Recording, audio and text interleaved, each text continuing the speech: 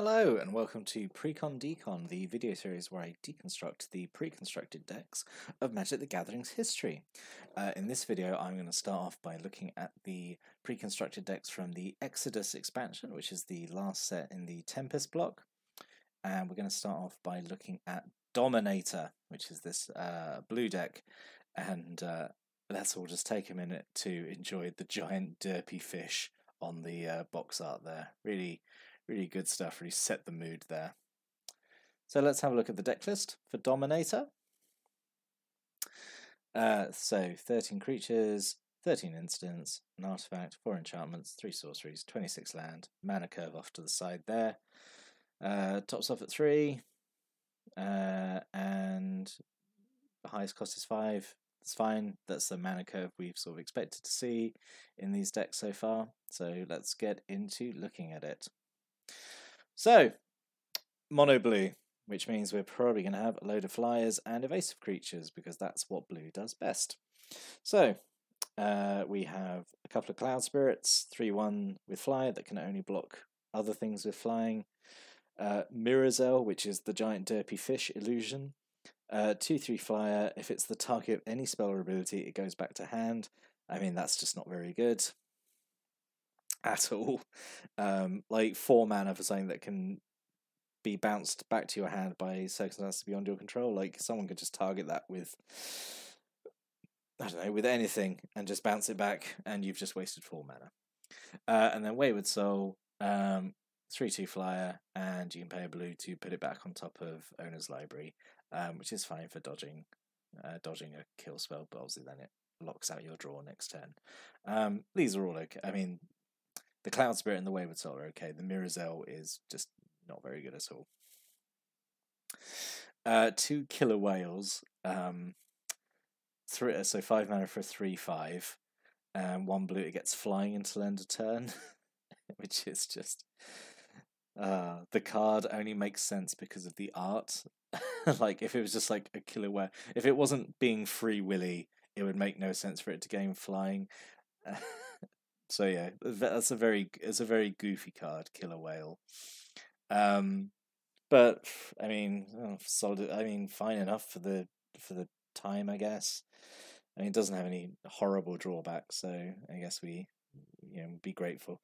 Thalakos Scout, 3 mana for a 2/1 with Shadow, which is sort of below the curve. I mean, this is at the time in the game's history where basically blue creatures are kind of bad. They have the drawback of being a blue creature, so they're just usually costed very badly.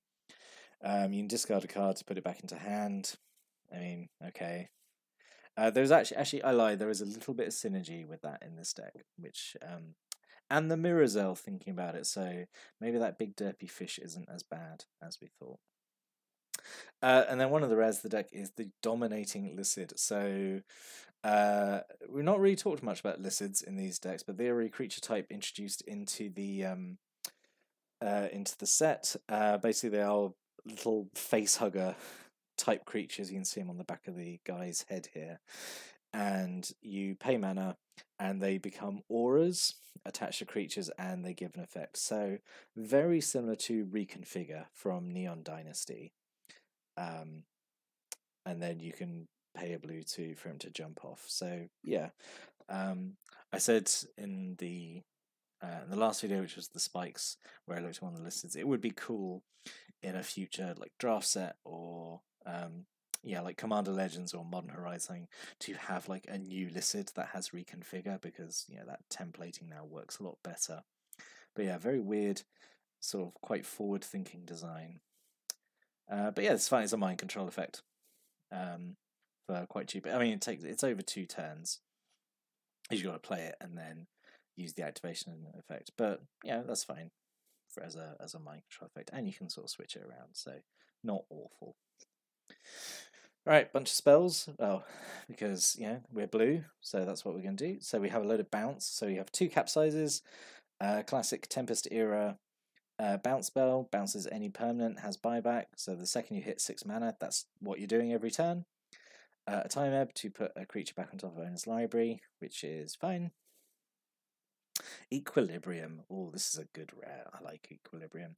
So whenever you cast a creature spell, you can pay 1 and bounce a creature back to owner's hand. So that actually has some synergy with the Mirrorzel and with the Thalakos Scout, where you could potentially keep getting them back into your hand, play them again, and keep bouncing better stuff. Or alternatively, if you don't have the Thalakos Scout or Mirrorzel, you can use Erratic Portal, which is the other rare, to return your own stuff back to your hand. So, you know, at this sort of time in the game's history, Enter the Battlefield effects weren't so common as they are now. But you know, like, you know, these Erratic Portal, I think, is super good. Like I feel like any card that lets you keep returning your own stuff back to your hand for you, you know, and it works out for you, I think it's really good. Yeah, Erratic Portal, I think, is really good. And also, it means your opponent's always kind of got to leave 1 mana open in case you just bounce one of their things. For 1 mana, that's such a good ability. Yeah, I really like Erratic Portal. So good rares in this deck, actually, good rares. It is a blue Tempest era precon, so we've got to have a crap load of counter spells, full playset of counter spells, which is very appreciated. Like it when a preconstructed deck gives you a full playset of something. 3 mana leaks, 2 forbid. So talked a little bit how buyback is a tough mechanic to balance because you can't put it on a card that's too good. Because then you just use it all the time, and you know, if it's on a really good effect, then it just means you don't play your other cards because you just keep doing the good effect, like Capsize. So this is a counter spell with buyback, and how that's just a miserable. If you manage to get a lock where you can always just keep paying that buyback cost, your opponent's not in for a good time there. You just, you know, can just forbid buyback. Haha! You know I've got a counter spell again. Yeah, I mean, it gets worse. We'll see in one of these Exodus precons of how it can be worse than forbid. But we'll get to that. And then 2 mind games, which just tap a thing with buyback again, perfectly fine. Fade Away.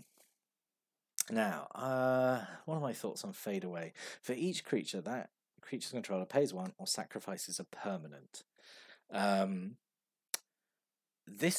I mean, like these days, this feels like a white card.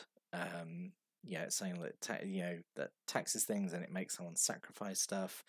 The fact that it sacrifices a permanent and not a non-land permanent is like really mean. Yeah, if you timed this right, that would be as for each creature, and it is everything. So it is your stuff as well. Yeah, a rare blue board wipe, I guess. I suppose there's always the option they don't have to sacrifice like the creature. They can always like sacrifice like a land or an artifact or something. But yeah, Fade Away. I'm not sure on Fade Away. I think it's pretty good. I can feel like there definitely some games where that would really ruin someone's day. Legacy's Allure is, I think, a perfectly fine enchantment. You get it down early, you let it build up, and then you can sacrifice it at no cost at instant speed to gain permanent control or something. Obviously, late game it's not so good because it hasn't had time to build up, but early game that's fine. It can just tick away, and even if someone tries to remove it with a disenchant sign, you can just like, oh well, sacrifice it and get control of whatever something. Yeah, I like Legacy's Allure. Treasure Trove, just a big dumb enchantment that sits down and you have spare mana, just draw a card. Doesn't need to be more than that. I like Treasure Trove, it's fine. And then a Propaganda, classic Propaganda. Creatures can't attack you unless the controller pays 2 for each creature that attacks you. Again, just kind of locks down the board. So, what could have been?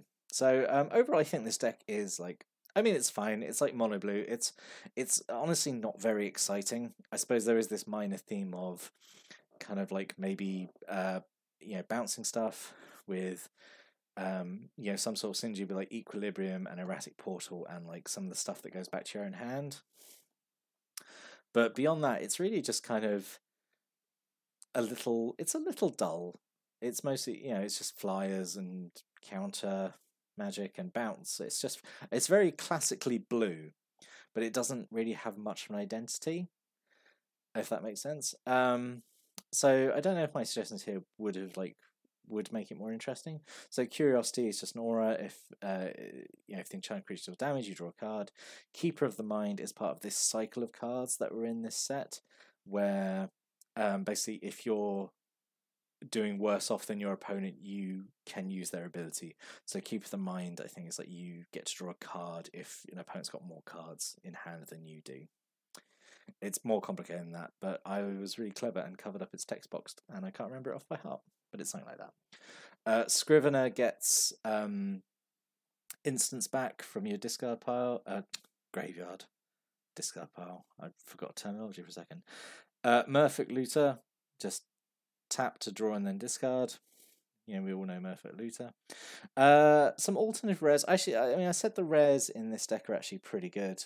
So, I don't really know if there could be like a really nice clean substitution here. Ephemeron is just a big flyer that can, you can bounce back to your hand to keep it safe. Memory Crystal makes all the buyback costs reduced by 2, which could, with Capsize, that would be a miserable time. And then Mind Over Matter, which I was surprised. I thought it was in Urza's block, but I was wrong. Discard a card to tap or untap a artifact, creature, land. Mind Over Matter is obviously very good. Just to have that ability to discard and tap stuff or untap stuff as and when you need it. But yeah, overall, Dominator, I think it's perfectly fine. I think it's very middle of the road. As I say, it doesn't really seem to have much of an identity. It's just kind of mono blue. And it's just like, oh, play some flyers, bounce some stuff, counter some spells. It's fine. On paper seems perfectly adequate. But, I would love to hear differently. Like, did you have this deck? Did you play it? Did you play against it? How was it to play with or against? Whack a comment below. It'd be really interesting to find out some thoughts on Dominator. But I'll be back next time to look at another Exodus pre-constructed deck. Until then, thank you for listening. Have a good day.